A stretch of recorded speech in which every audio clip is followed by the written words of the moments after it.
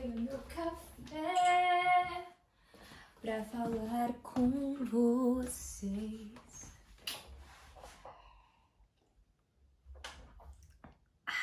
Oi, gente! Tudo bem com vocês? Aqui quem tá falando é a Natália e sejam bem-vindos a mais um vídeo desse canal. No vídeo de hoje eu quis trazer uma resenha pra vocês de um dos últimos livros que eu li, que foi O Visconde que Me Amava, de Senhorita Julia Quinn. Pra quem já tá aqui no canal há mais tempo, vocês provavelmente já assistiram ao vídeo que eu falo sobre o livro O Duque e Eu, em comparação com a série dos Bridgertons da Netflix, que foi lançada aí ano passado, e que vai ter a sua segunda temporada, provavelmente lançada nesse ano, que será referente ao livro O Visconde que Me Amava. Então eu falei, preciso ler pra poder continuar assistindo a série. Fazendo um resuminho, assim, do que eu achei do Duque e Eu, achei uma merda. E a série é boa, a série é legal, a série é bacana. E então eu pensei que queria continuar assistindo a série, falei, vou dar uma segunda chance pro livro. Pra série de livros, né, pra autora. Principalmente porque muitas pessoas falam na internet, muitas amigas minhas falaram que o segundo livro, O Visconde que Me Amava, é o melhor, se não um dos melhores da série dos Bridgertons. Então eu falei, vou ler, né?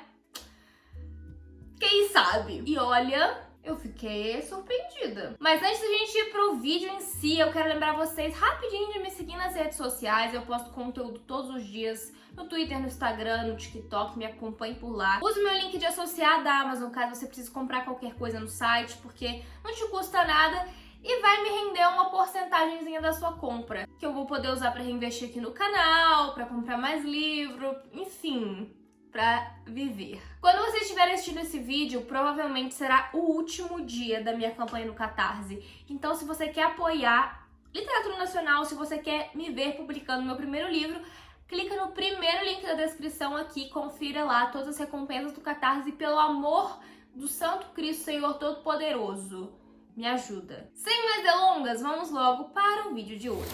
O segundo livro dos Bridgertons, O Visconde que Me Amava, vai contar a história da Kate, que é uma garota, que ela já tá um pouquinho, com uma idade um pouco mais avançada da que é adequada para ser apresentada para a sociedade.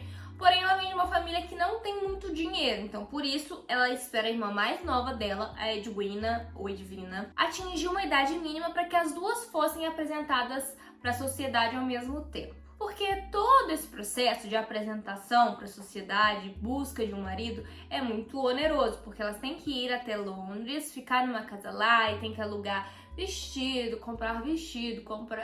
alugar, contratar mordomo, essas coisas. E como elas não têm muito dinheiro pra isso, elas não têm nem dote, elas decidiram ir as duas juntas na mesma temporada. E a Kate sabe que o ideal é que elas arrumem maridos com dinheiro, né? Já que elas não têm dinheiro. Porém, ela não se vê casando, a Kate não se vê casando porque a irmã dela é reconhecidamente a mais bonita. Todo mundo sempre acha a mais bonita, a mais talentosa, é a que chama mais atenção das duas. Então, ela vai para essa temporada sem esperança nenhuma de que ela vai arrumar um marido, mas sim de que ela vai conseguir casar a irmã. E apesar de que ela sabe que a irmã deveria, né, casar com alguém com dinheiro para poder, né, ajudar a família, ajudar a madrasta. Ela quer principalmente que a irmã dela seja feliz porque elas são muito amigas, então ela meio que quer que a irmã dela case por amor. A única coisa que a Kate estabelece é que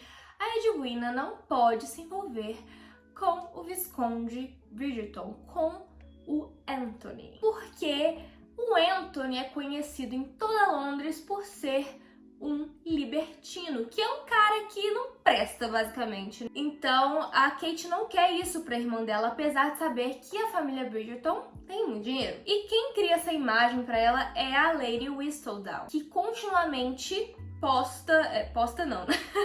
escreve sobre o Anthony, sobre sua conduta nada exemplar. E no comecinho desse livro, tipo, no prólogo, a gente descobre que o Anthony, ele desperta pra vontade de arrumar uma esposa. Porque a princípio ele só tava vivendo a vida dele adoidado e agora ele quer descansar e falar, não, quero constituir uma família, ter filho e garantir a minha prole. E ele tem um motivo pra isso, mas eu ainda não vou falar porque essa primeira parte vai ser sem spoiler. Então eu não sei se alguém consideraria spoiler isso. Então, como ele decide que ele vai arrumar uma esposa, ele quer uma que seja rápido, fácil, prático, mas que principalmente seja alguém por quem ele não seja apaixonado, alguém que ele não ame, porque ele não quer amar a esposa, ele quer viver uma vida separada, casamento e vida pessoal. Ele só quer poder transar com ela, fazer filho e é isso, garantiu o sobrenome dos Bridgertons. Ele tem um motivo pra isso e quando ele avista a Edwina, ele fala, olha, é uma mulher bonita, é uma mulher que com certeza vai dizer sim pra um pedido de casamento, porque ela não tem dinheiro e eu sou rico, e, né, enfim, eu sou gato, todas me querem. Ela é bonita, mas assim, eu não sinto aquele fogo, aquela coisa, e isso é bom pro meu objetivo. E com isso ele começa a cortejar a Edwina. Eu vou parar por aqui porque eu acho que se eu me estender mais do que isso já vai ser spoiler. Mas o que eu achei, então,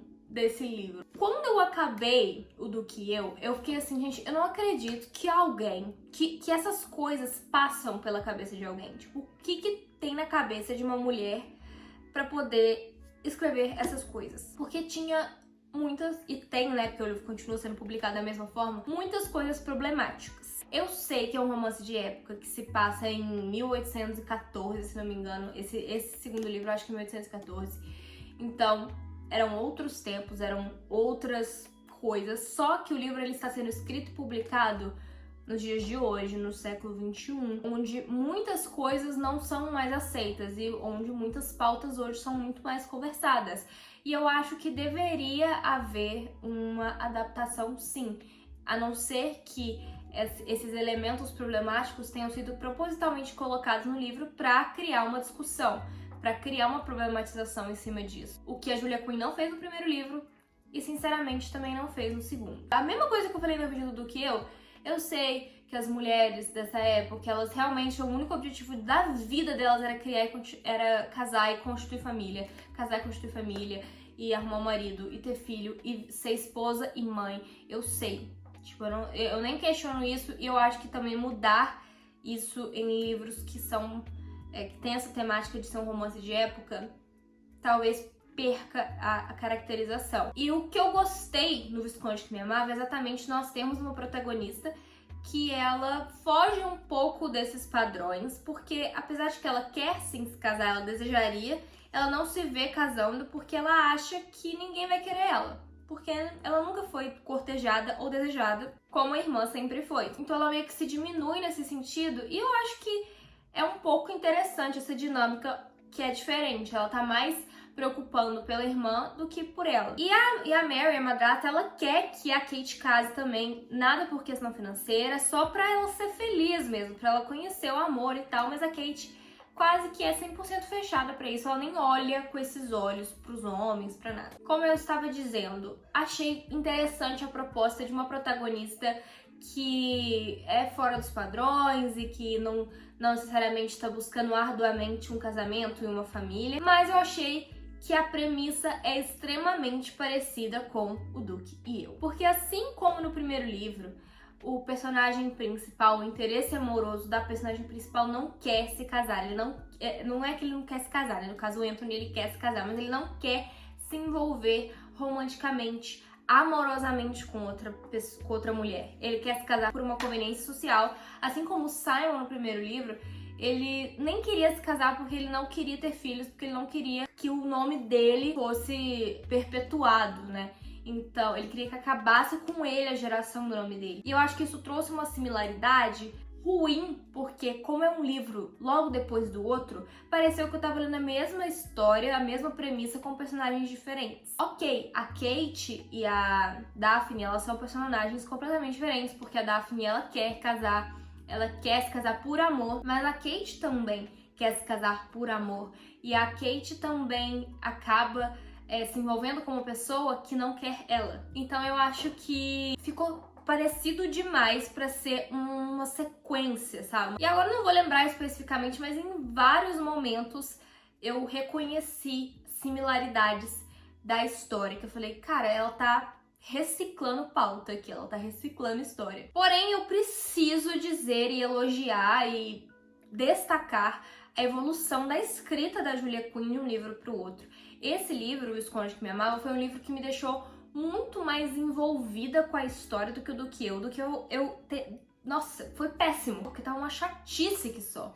Esse livro não, ele me envolveu muito mais, eu gostei muito mais dos personagens, do desenvolvimento do romance do casal principal. No primeiro livro, Do Que Eu, o Simon e a Daphne, eles começam a se gostar do nada. Pra mim, não tem nada incrível que tenha constituído ou dado sustância pro relacionamento dos dois, diferente do casal principal desse livro, que tem substância, tem profundidade, tem contexto, tem desenvolvimento, tem toda uma trajetória que é traçada até que eles realmente cheguem a entender o sentimento deles, né? Outra coisa que é super parecida é o tal do Enemies to Lovers, assim como no Do Que Eu, O Esconde que Me Amava, essa história dos dois que eles não se gostam, eles se detestam, eles não se suportam, mas no fundo eles se amam e tem um negócio, um fogo, menina. Mas isso tudo é muito melhor construído nesse livro. A escrita da Julia Quinn evoluiu 200%, os diálogos são muito mais interessantes. Tem um tom de humor, esse livro tem um tom de humor muito legal, muito interessante, porque eu acho que não é um livro que dá pra se levar a sério, ele não se leva a sério. E pro que acho que cabe. Então, gostei desse humor, dessa graça que o livro tem. Porém, ainda assim, existem passagens que são muito problemáticas. Principalmente, eu acho que, pelo que a Kate sente em relação a si mesma, ela tem uma autoestima péssima e ela só deixa de pensar dessa maneira a respeito dela mesma quando ela consegue uma validação masculina. Isso é bem problemático de se incentivar em leitores, principalmente leitoras jovens, né? E eu vou entrar mais em detalhes sobre isso na parte com spoilers, mas eu preciso falar aqui nessa resenha, na parte sem spoilers, que realmente esse segundo livro é infinitamente melhor do que o primeiro. Gostei da leitura, dei 3,5 estrelas pra esse livro. Eu não lembro quanto que eu dei pro Do Que Eu, acho que se eu dei 1 estrela foi muito. Mas a escrita tá muito melhor, os personagens são muito mais interessantes.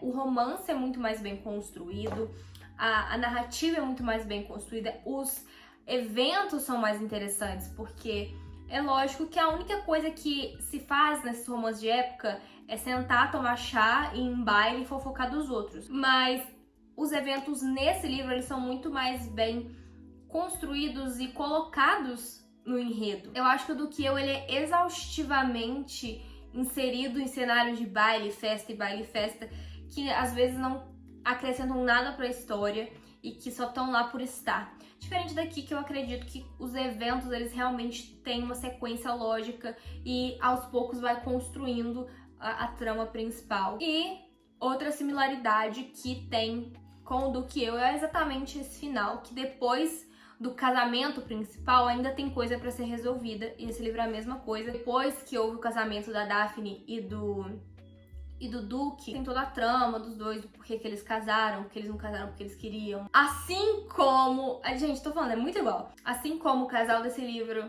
eles não casam necessariamente porque eles queriam. E o Duke tem questões pessoais pra resolver a respeito do pai dele, assim como o Anthony tem questões pessoais pra resolver a respeito do pai dele, e a Kate tem questões pessoais pra resolver a respeito do passado dela também. Então, tem esse final, depois do clímax da história, acabou o que todo mundo tava esperando que acontecesse e ainda tem um pedaço. Parece que ela pegou a mesma fórmula e repetiu, e isso me incomodou um pouco, por isso que eu tirei isso tudo de estrelas. Apesar de que eu acho que 3,5 estrelas ainda é uma nota muito boa. Tem muitas passagens problemáticas, como eu disse, a respeito do que a Kate fala de si mesma, mas também do personagem do Anthony, que ele é um personagem um pouco detestável, aquele vilão que tem um certo carisma, então tem hora que você gosta dele, tem hora que você quer jogar ele do barranco, mas no geral ele é gostável, ele é carismático, mas ele tem passagens muito problemáticas, falas muito problemáticas que não são corrigidas por ninguém. E que ele não se redime por elas, ele não se arrepende delas, elas simplesmente passam. Porque assim, ele é um personagem babaca, então aceitem que ele fala esse tipo de coisa. E eu não acho legal, sabe? Porque no final ele é é o mocinho da história. No final é a história dele que importa. E eu acho que isso foi o que mais me incomodou. Mas, no geral, como eu disse, a escrita evoluiu muito, os personagens evoluíram muito e foi uma leitura muito prazerosa, que eu fiz muito rápido, estava muito entretida, eu queria muito saber o que ia acontecer. Então, fiquei muito feliz com essa leitura, me entreti bastante, apesar dos apesares. Não pretendo terminar a série dos Bridgerton, sinceramente eu não tenho tanto interesse. Tenho mais um livro aqui, que é Um Perfeito Cavalheiro, e eu acho que eu vou ler só porque ele já tá aqui, mas eu não tenho vontade de ler os 6, 7 livros da série, não. Principalmente porque, na teoria, eu já li o melhor livro de toda a série, que é esse, então pra que eu vou ler os outros? Se vai ser tudo pior que esse. Agora vamos passar pra parte com spoilers pra poder contar e discutir com vocês assuntos específicos, mas no detalhe, o que eu achei, né, dessa história em si. Gente, começando falando que a Kate, coitada, ela precisa de uma terapia, entendeu? A autoestima dela anda arrastando, rastejando no chão, coitada. E é muito triste as coisas que ela pensa de si mesma. Tudo bem ela pensar que ela não é bonita, que ela não é interessante e tal. A gente, um dilema real de muitas pessoas. Mas ela para de ter esse tipo de pensamento de invalidação no momento que o Anthony fala pra ela que ela é linda e que ele ama ela. É só depois de uma validação masculina que ela começa a se sentir bem, que ela supera esse trauma de autodepreciação que ela tem. Isso é muito perigoso, é uma narrativa muito perigosa, porque você incentiva nas leitoras, nos leitores, tipo, olha, tudo bem, você se sente uma merda, mas no momento em que você encontrar alguém que gosta de você, vai passar. Sendo que, obviamente, que não passa. Esse tipo de insegurança definitivamente não passa no relacionamento. Muitas vezes ela fica até mais destacada em relacionamentos. Isso é perigosíssimo. Fora que o Anthony, ele tem umas passagens muito prepotente, ele é extremamente prepotente. Eu acho que isso me incomodou muito, essa prepotência dele. De achar que tudo é dele, de que ele tem direito a tudo.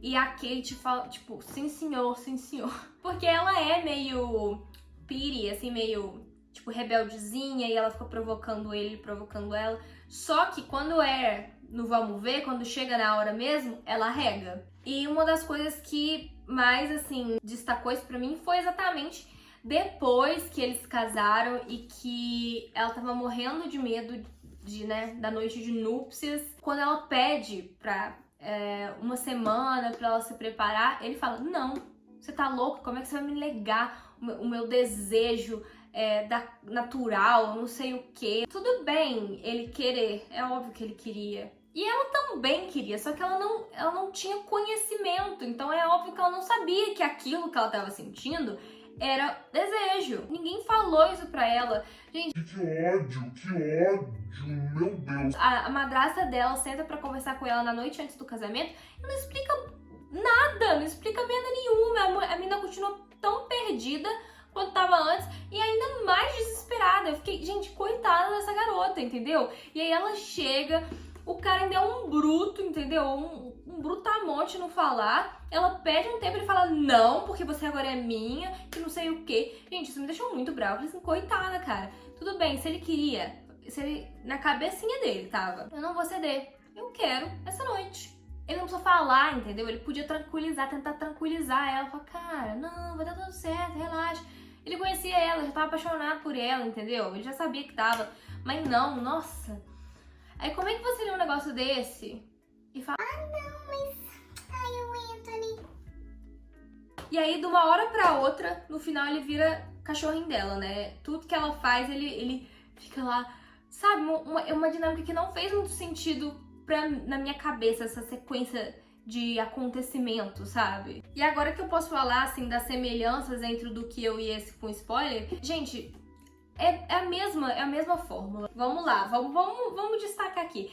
O Sam e a Daphne, eles se conhecem, e aí eles não se gostam de graça, e aí eles se provocam o tempo todo, eles não querem estar juntos. Mas aí vem um fogo, não sei da onde, e aí eles se beijam, alguém vê, e eles são obrigados a se casar por isso. Na verdade, eles duelam, mas todo mundo sabia que eles iam se casar porque o Simon não ia morrer só porque deu um beijinho na garota, né? Se casam sem querer se casar, e aí eles só se apaixonam depois do casamento, com a convivência e tal. E aí no final ele tem que resolver a questão do pai dele, das cartas e tal. E esse extra é a parte mais chata de ler. O Visconde que Me Amava, a mesma coisa. A Kate começa não gostando de graça do Anthony, porque ele é um libertino, então ela já não gosta de graça dele. E o Anthony não gosta de graça da Kate de volta, e eles ficam se provocando o tempo todo. E aí tem um fogo, menina, que eles vão e se beijam. Só que aí ninguém vê. Chega lá no bosque, a abelha pica a Kate e o Anthony vai tentar puxar o veneno da abelha com medo da menina morrer. E aí alguém vê aquela situação ali e eles são obrigados a se casar porque alguém pegou eles no flagra. E aí eles se casam sem se gostar, mas na verdade já se gostando, só se apaixonam mesmo depois do casamento. E aí tem todo esse arco e no final ainda tem o plus ali da Kate descobrir sobre o passado dela, o medo das tempestades e tal. A mesma coisa, gente, a mesma história com personagens diferentes e algumas nuances. Acho que ficou feio isso, porque parece que ela não teve criatividade. O Anthony e o Simon são muito parecidos, eles são brutos, eles são irreverentes, eles se acham, eles fazem o que eles querem, falam o que eles querem, ninguém pode falar nada porque eles têm dinheiro. São o mesmo personagem, sarcásticos e tal. E é muito engraçado que, tipo assim, a Kate nunca transou na vida. E o Anthony transou infinitas vezes, né? Mas a menina tem um chá, meu filho, que na primeira vez foi a melhor da vida dele. Várias outras coisas problemáticas que são escritas aqui, que eu acho sim que eram dilemas e pensamentos e achismos da época, mas que não precisam ser reproduzidos hoje em dia. Como, por exemplo, a madrasta vira pra Kate, né, na noite anterior da noite de núpcias, e fala o seguinte: homens e mulheres são muito diferentes, e os homens, mesmo aqueles fiéis à esposa, o que sem dúvida o Visconde será, podem ter prazer com praticamente qualquer mulher. Com a mulher é diferente. Já ouvi falar que algumas mulheres maliciosas têm prazer como se fossem homens, nos braços de qualquer um, mas não acredito nisso. Creio que uma mulher precisa gostar do marido para desfrutar do leito nupcial. Sabe como que isso chama, né? Isso chama machismo. Quer dizer que então, se a mulher não pode ter prazer carnal com qualquer homem, como os homens têm com qualquer mulher, que ela é maliciosa, mas o homem é de boa. E aí, você acha que alguém contradisse o que ela diz? Você acha que existe uma discussão em cima disso? Em algum momento do livro? Não, só fica jogado isso aqui. Outro tipo de coisa que o Anthony fala é assim, ela tá super nervosa ali, porque ela tá prestes a perder a virgindade, né? Ali na noite de núpcias.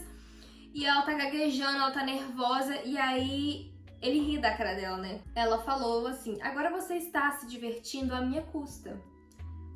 Aí ele respondeu: não, disse ele de forma maliciosa. Eu gostaria de me divertir com você. Existe uma grande diferença. Você saberia se apenas cedesse ao inevitável e esquecesse o seu pedido ridículo, quando ela pediu um tempo pra, se preparar?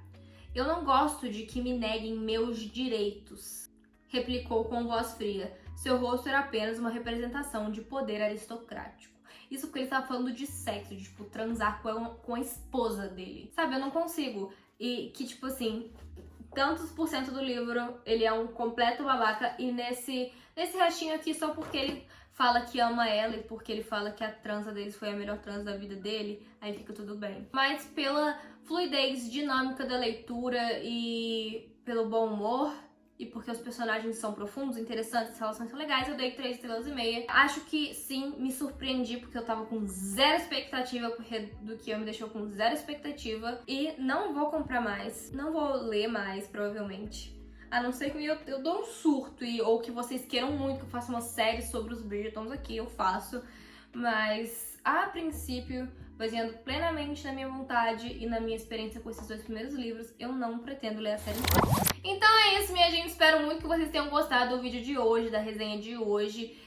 Vamos ser educados aqui nos comentários se vocês quiserem complementar alguma coisa, dar a opinião de vocês. Eu respeito a opinião de todo mundo, respeitem a minha, por favor. Eu tô só aqui, né, explicitando a minha experiência pessoal com esse livro. Não se esqueça de se inscrever nesse canal caso você ainda não seja inscrito, deixar o like aqui embaixo pra me ajudar no engajamento, pra eu saber que vocês gostam desse tipo de vídeo. Manda esse canal pro amigo, pro pai, pra mãe, pra família, pra todo mundo. Deixa as pessoas saberem que esse canal existe.